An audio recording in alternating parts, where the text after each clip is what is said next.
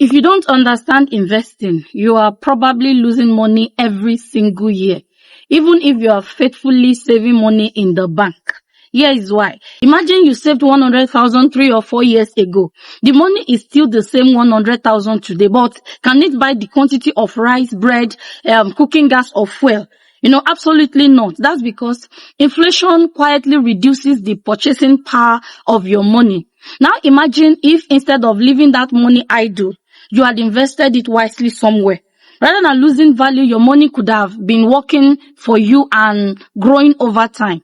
In today's video, I will explain what investing really is, why it's one of the most powerful tools for building wealth, the different types of investments available today in Nigeria, when you should start investing and how much you should invest, and even the risk involved and the 3 things you must do before investing a single naira.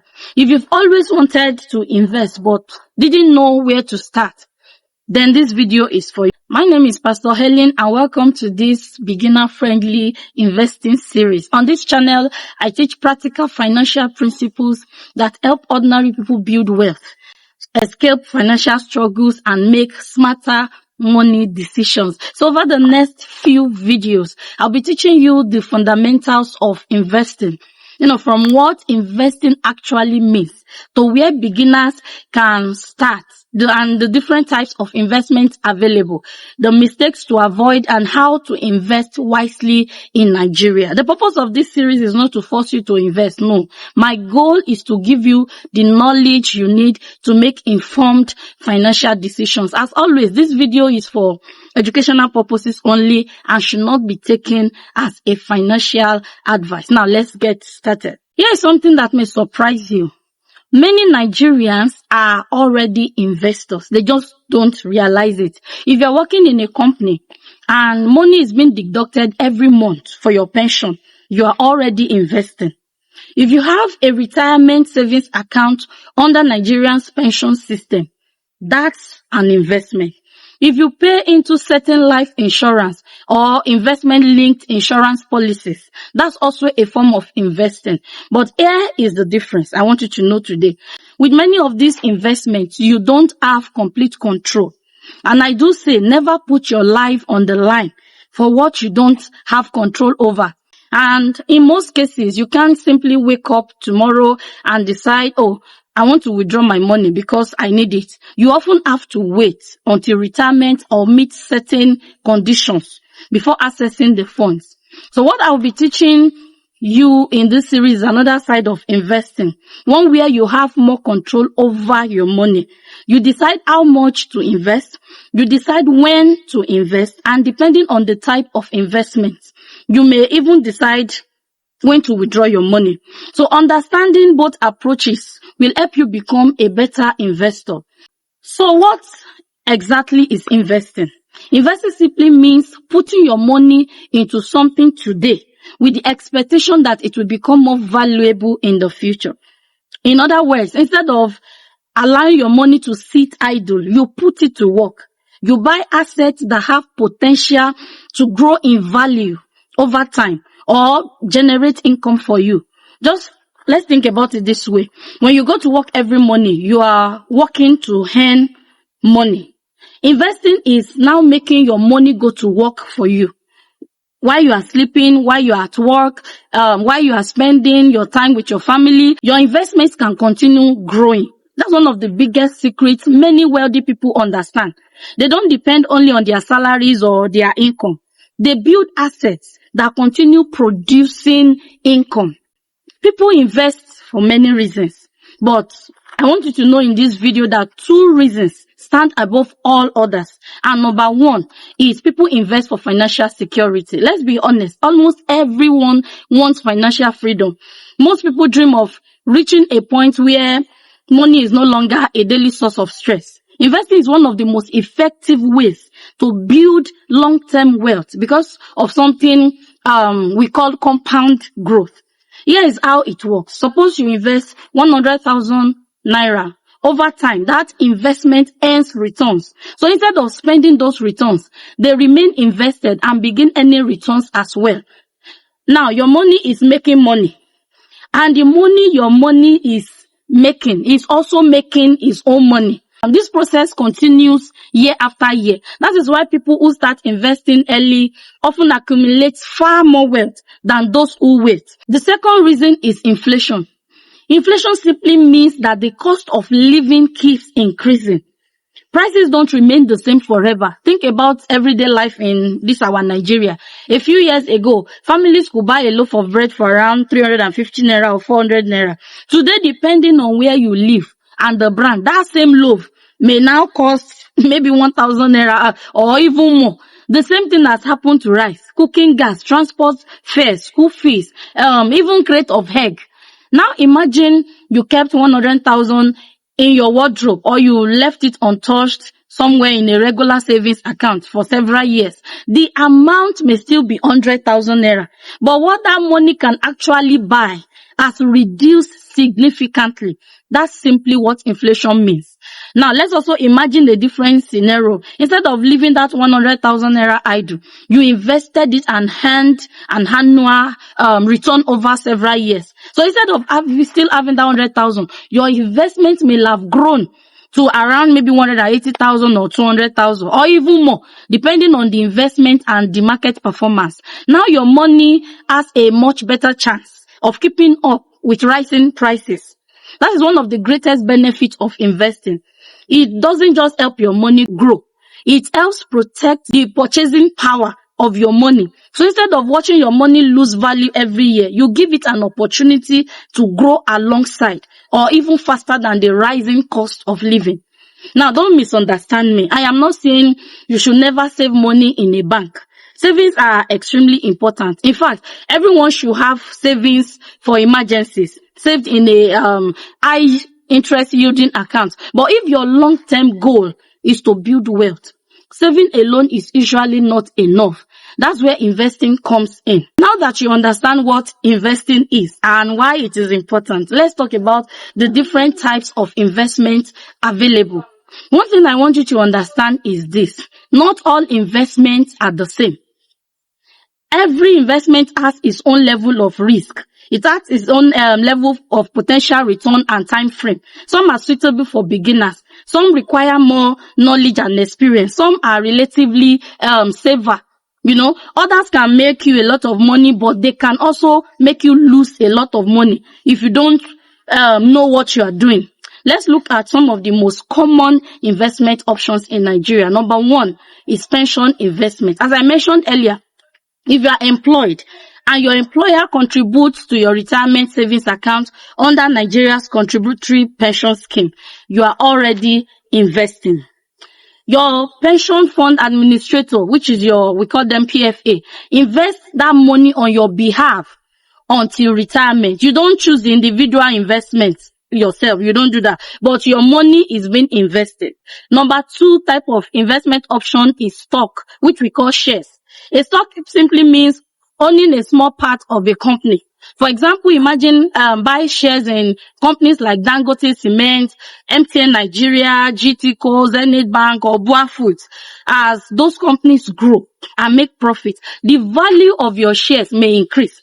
Some companies also pay dividends, which means they share part of their profits with their shareholders. Number three types of investment options is the mutual funds or the ETFs. These are investments where professionals manage money on behalf of many investors. So instead of trying to pick individual companies yourself, your money is pooled together with other investors and spread across many different assets.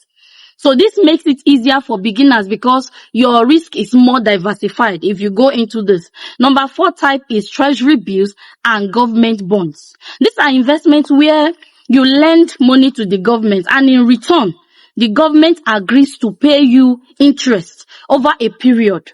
They generally carry lower risks than stocks, although the returns may be lower, but at least you get your money and your interest. The number five types of investment options is the money market funds. Money market funds investment is low risk financial instruments. They are often suitable for maybe emergency funds or short-term savings because they are generally more stable than stock markets. It offers you returns that are often better than ordinary savings account. The sixth type I'm talking about today is the real estate. Real estate simply means investing in land or buildings. You can make money through buying land that appreciates in value, renting out houses or apartments, commercial properties, real estate investment trust, which we call REITs, where you invest in property without buying an entire building. Now, many Nigerians already understand real estate because we've all had someone somewhere say buy land today and in 10 years you will thank yourself. So the number 7 types of option is when you invest in agriculture. This is another investment many Nigerians are familiar with. This may involve investing directly in farming businesses, livestock, processing companies or agricultural funds. Like every investment, this one also comes with opportunities and with risk. Number 8 option is gold and other precious metals. Some people invest in gold because it has historically retained value over long periods. Gold doesn't always produce income, but many investors use it to, tie down their wealth and protect it during periods of economic uncertainty. Number 9 is cryptocurrency. You've probably heard of Bitcoin, Ethereum, Solana, and some other cryptocurrencies. This can produce very high returns, but they can also experience very large losses. Cryptocurrency is one of the most volatile investments available. That's why beginners should first understand how it works before investing any money. Number 10 is private businesses. Another form of investing is putting money into a business. It could be your own business, or you may invest in someone else's business in exchange for ownership or for future profit. So number 11 is collectibles. Some people invest in valuable items such as, luxury watches, rare artwork, vintage cars, old coins, limited edition sneakers, rare books, trading cards, even certain antiques. These items sometimes become very, very valuable over time. However, this type of investment is highly unpredictable. Nobody knows with certainty what will become valuable 20 years from now. For example, someone may buy an expensive luxury watch today, believing it will double in value. It may or it may not. That's why I won't be focusing much on collectibles in this series. Instead, I would like to focus on investments that we can realistically start. And over the coming weeks, I will explain many of these investment options in details, including how beginners can participate safely. So if you haven't subscribed yet, now is a great time to do so because this series is going to build your investing knowledge one step at a time. Now that's the question I hear all the time. When is the right time to start investing? The simple answer is the right time was yesterday, but the practical answer is today or as soon as you possibly can. Why? Because investing rewards time. The earlier you start, the longer your money has to grow. Now imagine two people. One starts investing at age 25. The other waits until age 50. So even if both invest the same amount every month, the person who started earlier usually ends up with significantly more money because compound growth has more time to work. Time is one of the greatest assets as an investor. Another reason to start early is that younger investors can usually afford to take more investment risk. Suppose you are 25 years old, you still have many working years ahead of you. So if the market falls this year, you still have plenty of time for your investments to recover. But imagine someone who is 60 years old and plans to retire next year. That person doesn't have decades to wait for the market to recover. They will soon need that money for their daily living expenses. That's why investment decisions often depend on your age. It depends on your goals and your time horizon. If you're saving money for something you will need within the next 1 or 2 years, perhaps your wedding, a house deposit, your children's school fees, medical treatment, or any important short-term goal, investing in volatile assets may not be the best option. Instead, you have to consider several places like maybe money market funds or lower risk savings options where your capital is more stable.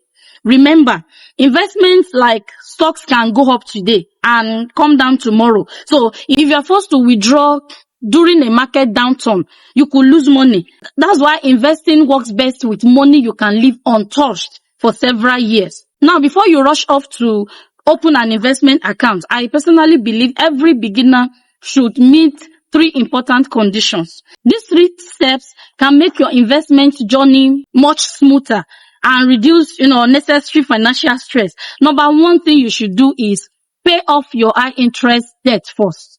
If you are paying 30% interest on loan, but your investment is earning maybe only around 12% per year, you're actually losing money. Many Nigerians have expensive debt, such as maybe, your digital loan apps, all these loan sharks, your salary advances, hire purchase agreement, store credit, and so many other debts. And these debts often carry extremely high interest rates. So clearing them first usually gives you a better financial return than investing while debt continues to grow. So before trying to build wealth through investment, stop all your wealth from leaking through expensive debts. Number 2 thing you should do is build an emergency fund. See, life is unpredictable. You could lose your job. Anything can happen. Your business could experience maybe difficult season. It's normal. You may suddenly have hospital bills to clear. Your car could break down, or unexpected expenses may even happen. That's why I recommend having between 3 and 6 months worth of living expenses saved somewhere safe and easily accessible. But if you can't afford to do this right now due to maybe circumstances of things, I will encourage you not to stop. Just ensure that you keep saving something somewhere, no matter how little, even if it's daily savings. Your emergency fund is not an investment. No, you don't save for investment in your emergency account. It is like a financial shock absorber. It protects you from having to sell your investment at the wrong time or borrow money at outrageous interest rates during emergencies.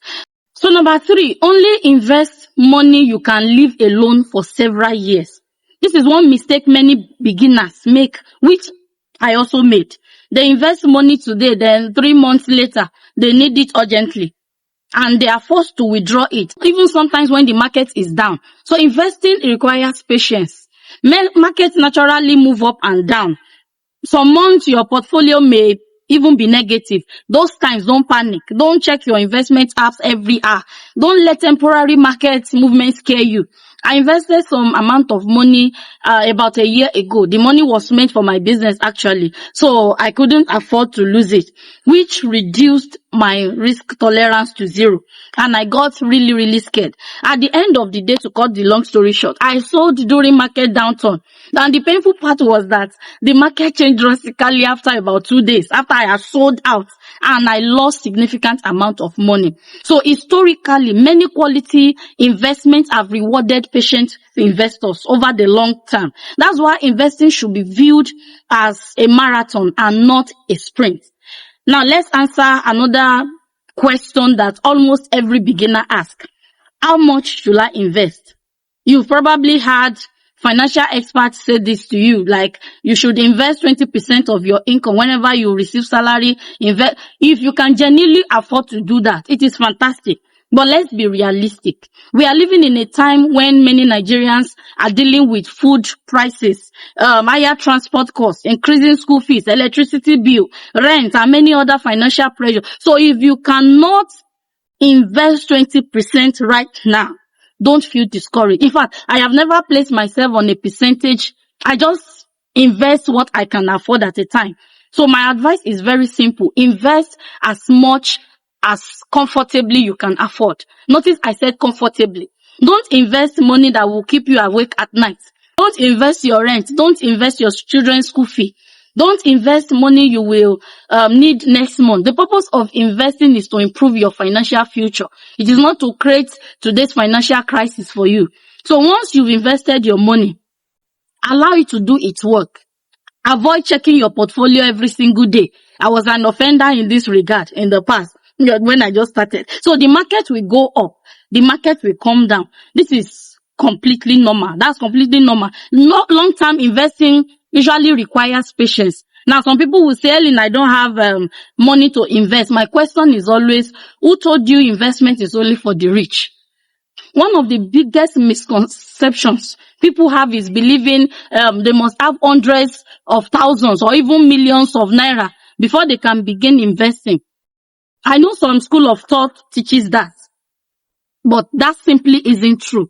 Today, there are legitimate investment platforms that allow you to begin with relatively small amounts. Even if all you can afford is 1,000 naira, 5,000 or 10,000 a month, start there. Because something amazing happens when you start small. You begin to develop the habit of investing. It's an habit. And habits are what builds wealth. So let's compare two people. Let's say person A decides, I will wait until I have 500,000 before I start investing. And another person B says, I only have 5,000 every month, but I will start now. See, 1 year later, person A is still waiting. She's there.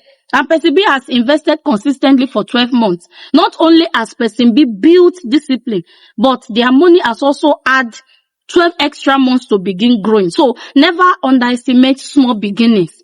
Just remember this, consistency beats occasional large investments. So wealth is usually built one investment at a time.